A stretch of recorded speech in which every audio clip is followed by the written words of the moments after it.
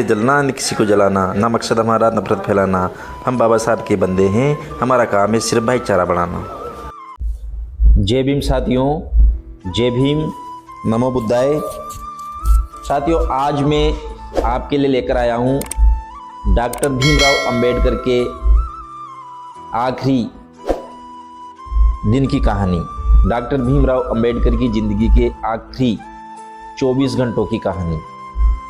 6 दिसंबर 1956 इस दिन बाबा साहेब अंबेडकर का निधन हो गया था।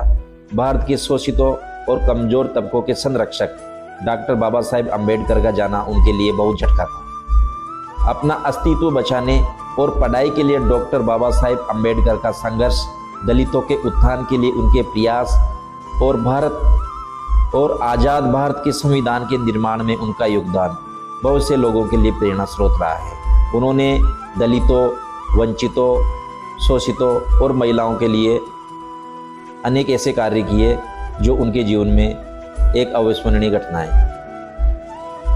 उन्होंने अपना पूरा जीवन दलितों, शोषितों, वंचितों और महिलाओं के अधिकारों के लिए लगा दिया था, अपना पूरा जीवन समर्पित कर दिया था।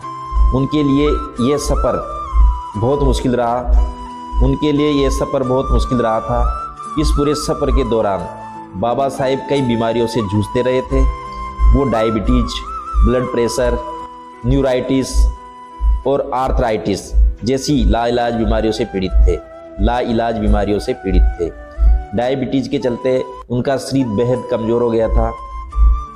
गठिया की बीमारी के चलते वो कई रातों तक बिस्तर पर दर्द से परेशान रहते थे। जब हम बाबा साहेब अंबेडकर की ज़िंदगी के आखिरी कुछ घंटों के बारे में बात करते हैं तो पता चलता है कि उनकी सेहत किस कदर बिगड़ी हुई थी। उनके ज़िंदगी के आखिरी लम्हे कितने दर्द भरे थे, कितना मुश्किल भरा उनका आखिरी सफ़र था। बाबा साहेब ने 6 दिसंबर 1956 को सुबह के वक्त सोते हुए आखिरी सांस ली थी। इस लेख से हमें इस बात का पता लगता है कि इस वीडियो में हम इस बात का पता लगाने की कोशिश करेंगे कि उससे एक दिन पहले यानी 5 दिसंबर 1956 को क्या हुआ था। उससे पहले हम उस आखिरी सार्वजनिक कार्यक्रम के बारे में समझने की कोशिश करेंगे जिसमें अपनी मौत से पहले बाबा साहब ने शिरकत की थी। राज्यसभा में बाबा साहेब अंबेडकर का आखिरी दिन। डॉक्टर बाबा साहेब अंबेडकर का आखिरी सार्वजनिक कार्यक्रम राज्यसभा की कार्यवाही में शिरकत करने का था। नवंबर के आखिरी 3 हफ्तों के दौरान बाबा साहेब दिल्ली से बाहर थे। 12 नवंबर को वो पटना होते हुए काठमांडू के लिए रवाना हुए। 12 नवंबर को वो पटना होते हुए काठमांडू के लिए रवाना हुए थे। 14 नवंबर को काठमांडू में विश्व धर्म संसद का आयोजन हुआ था। इस सम्मेलन का उद्घाटन नेपाल के राजा महेंद्र ने किया था। नेपाल के राजा ने बाबा साहेब से मंच पर अपने पास बैठने को कहा था। ऐसा पहले कभी नहीं हुआ था। इसी से बौद्ध धर्म में बाबा साहेब के कद का अंदाजा हो जाता है। काठमांडू में अलग अलग जगहों पर तमाम लोगों से मिलने के बाद बाबा साहेब बहुत थक गए थे। भीमराव अंबेडकर की पत्नी डॉक्टर सविता अंबेडकर, जिन्हें माई साहेब अंबेडकर के नाम से भी जाना जाता है, ने अपनी जीवनी डॉक्टर अंबेडकराच्या सहवासात में इस बारे में विस्तार से लिखा है।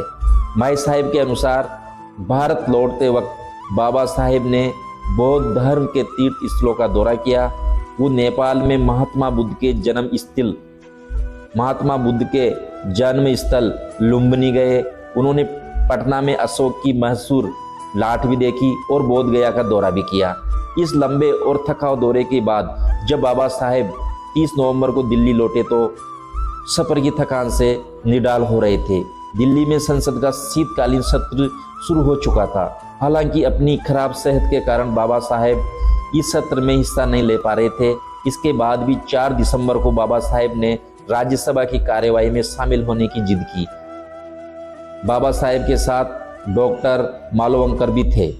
उन्होंने बाबा साहेब की सेहत जांची और कहा कि अगर बाबा साहेब संसद की कार्रवाई में शामिल होना चाहते हैं तो उन्हें कोई एतराज़ नहीं है।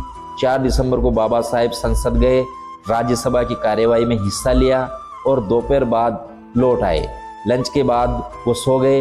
ये बाबा साहेब का संसद का आखिरी दौरा था। ये बाबा साहेब का संसद का आखिरी दौरा था। मुंबई में धर्म परिवर्तन समारोह की योजना बनाना। माई साहेब आम्बेडकर ने अपनी जीवनी में लिखा है कि राज्यसभा से लौटकर बाबा साहेब ने कुछ देर आराम किया। दोपहर बाद सविता आम्बेडकर माई साहेब ने उन्हें जगाया और कॉफी पिलाई। 26 अलीपुर रोड के बंगले के लॉन में बैठकर बाबा साहेब और माई साहब ने कुछ बातें की। उसी वक्त नानक चंद रत्तू वहां आ गए। 16 दिसंबर 1956 को मुंबई में धर्म परिवर्तन के एक समारोह का आयोजन होना था। मुंबई के नेता चाहते थे कि बाबा साहेब मुंबई में नागपुर जैसा ही धर्म परिवर्तन कार्यक्रम आयोजित करें। इस कार्यक्रम में बाबा साहेब और माई साहेब दोनों को शामिल होना था। नानक चंद रत्तू कौन थे? नानक चंद रत्तू पंजाब के होशियारपुर जिले के रहने वाले थे। वो काम की तलाश में दिल्ली आए थे और यह वो डॉक्टर बाबा साहेब अम्बेडकर से मिले। बाद में वो हमेशा बाबा साहब के साये की तरह उनके साथ रहे। 1940 में नानक चंद ने बाबा साहेब के सचिव के तौर पर काम करना शुरू किया। बाबा साहेब की जिंदगी के आखिरी दिन यानी 6 दिसंबर 1956 तक नानक चंद उनके सचिव रहे थे। नानक चंद ने बाबा साहेब के लेखों को टाइप करने में भी मदद की थी। बाद में नानक चंद ने बाबा साहेब की याद में 2 किताबें भी लिखी। नानक चंद रत्तू का जन्म 6 फरवरी 1922 को हुआ था। 5 सितंबर 2022 को 80 वर्ष की उम्र में उनका निधन हो गया था। बाबा साहेब ने रत्तू से 14 दिसंबर को मुंबई जाने की टिकट के बारे में पूछा ताकि वो मुंबई में होने वाले धर्म परिवर्तन के समारोह में शामिल हो सके। माई साहेब की डॉक्टर आम्बेडकर राज्य सहवासात जीवनी के अनुसार बाबा साहेब की खराब सेहत को देखते हुए उन्हें हवाई जहाज से मुंबई ले जाने की सलाह दी गई। उसके बाद बाबा साहेब ने नानक चंद रत्तू से कहा कि वो विमान से उनके मुंबई जाने की व्यवस्था करे। उसके बाद बाबा साहेब काफ़ी देर तक नानक चंद रत्तू को बोलकर कुछ लिखवाते रहे। बाद में रात के करीब 11:30 बजे बाबा साहेब सोने चले गए और चूंकि रात बहुत हो चुकी थी तो नानक चंद रत्तू भी उनके बंगले में ही सो गए। बाबा साहेब की ज़िंदगी के आखिरी 24 घंटे। माई साहेब आखिरी वक्त तक बाबा साहेब के साथ थी। उन्होंने अपनी जीवनी में उनके इस आखिरी वक्त के बारे में बहुत ही विस्तार से लिखा है। निधन से एक दिन पहले यानी 5 दिसंबर को बाबा साहेब सुबह 8:30 बजे सोकर उठ गए थे। माई साहब चाय की ट्रे लेकर उनके कमरे में गई और उन्हें जगाया। दोनों ने ही साथ चाय पी। इसी बीच नानक चंद रत्तू जो दफ्तर जाने वाले थे उनके पास आए। नानक चंद ने भी चाय पी और वो चले गए। माई साहेब ने बाबा साहब को सुबह के रोज़मर्रा के काम निपटाने में मदद की। उसके बाद वो उन्हें नाश्ते की टेबल पर ले आई। उसके बाद तीनों लोग यानी बाबा साहेब, माई साहेब और डॉक्टर मालोनकर ने साथ में नाश्ता किया और बंगले के बरामदे में बैठकर कुछ बातें की। बाबा साहेब ने अखबार पढ़े। उसके बाद माई साहेब ने उन्हें दवाई और इंजेक्शन दिए और फिर काम निपटाने रसोई में चली गई। बाबा साहेब और डॉक्टर माई साहेब के अनुसार बाबा साहेब को दोपहर का खाना खिलाया गया। खाना खाने के बाद बाबा साहब सोने चले गए। दिल्ली में माई साहेब अपने घर की खरीदारी खुद करती थी। बाबा साहेब के सोने के बाद वो खाने पीने का सामान और किताबें लाने बाजार चली गई। माई साहेब खरीदारी करने के लिए उसी समय जाती थी जब बाबा साहेब या तो संसद चले जाते थे या फिर सो रहे होते थे।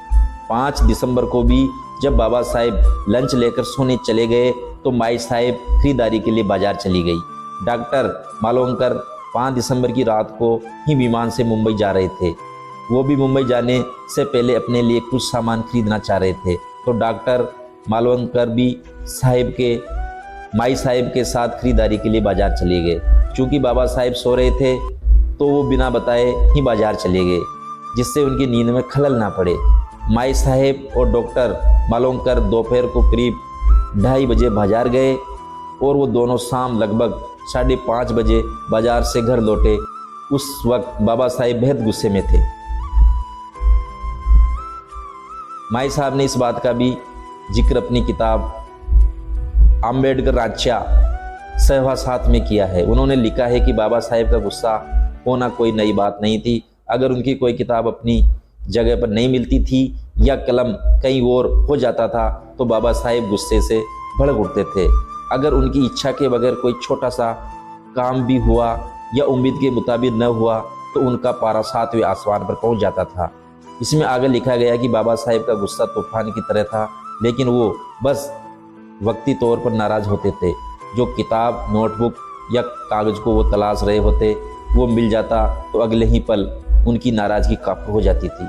बाजार से लौटकर माई साहब सीधे बाबा साहेब के कमरे में गई। बाबा साहेब ने कहा कि वो इंतज़ार कर रहे थे।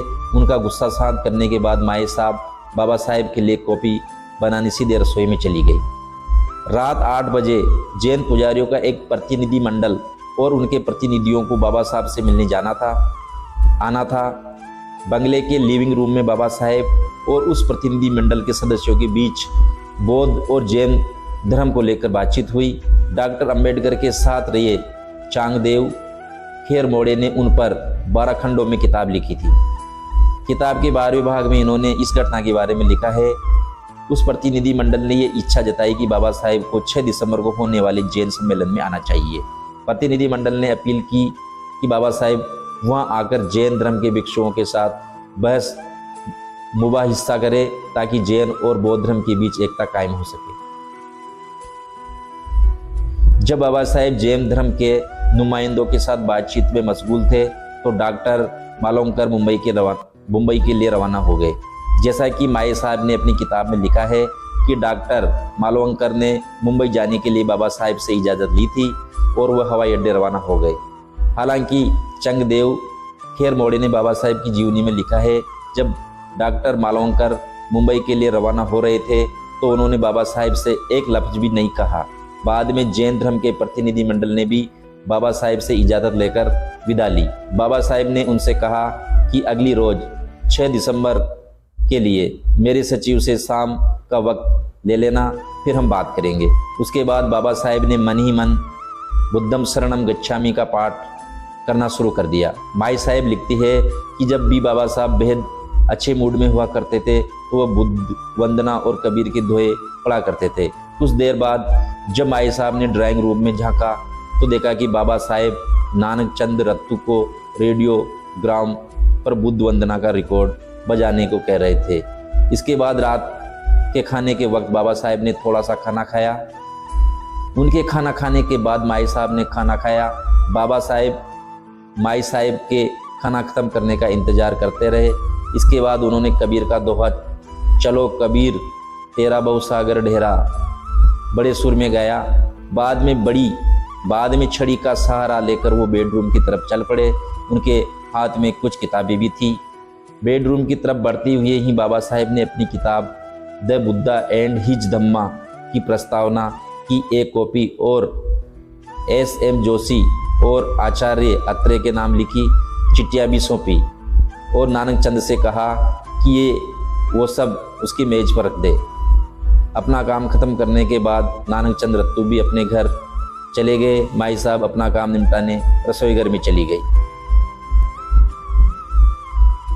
और फिर बाबा साहब का महापरिनिर्वाण हो गया। जैसा कि माई साहब ने अपनी आत्मकथा में लिखा है कि बाबा साहेब को देर रात तक पढ़ने लिखने की आदत थी। अगर वो रम जाते तो सारी रात पढ़ते लिखते रहा करते थे। लेकिन माई साहब अपनी जीवनी में लिखते हैं कि 5 दिसंबर की रात नानक चंद रत्तू के अपने घर रवाना होने के बाद बाबा साहेब ने द बुद्धा एंड हिज धम्मा के प्रस्तावना में फिर से बदलाव किया। इसके बाद उन्होंने S.M. जोशी और आचार्य प्रहलाद केशव अत्रे के अलावा ब्राह्मी सरकार के नाम लिखी अपनी चिट्ठियों पर भी एक नज़र डाली। इसके बाद वो रोज़मर्रा के उलट 11:30 बजे ही सोने चले गए। उस रात के बारे में बहुत जज्बाती होते हुए माई साहब ने लिखा है कि 5 दिसंबर की रात बाबा साहेब की ज़िंदगी की आखिरी रात साबित हुई। 6 दिसंबर की सुबह जिसकी शुरुआत सूर्यास्त से हुई थी।